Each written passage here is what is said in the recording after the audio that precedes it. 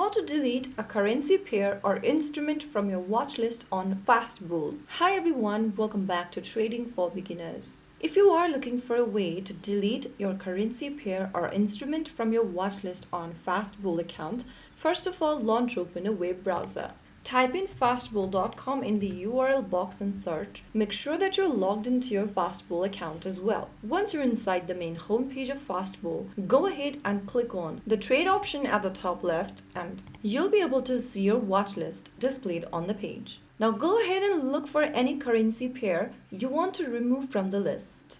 After you mouse over to one of the currency pair, you'll see this little star icon field. Click on it to remove the currency pair from your watch list.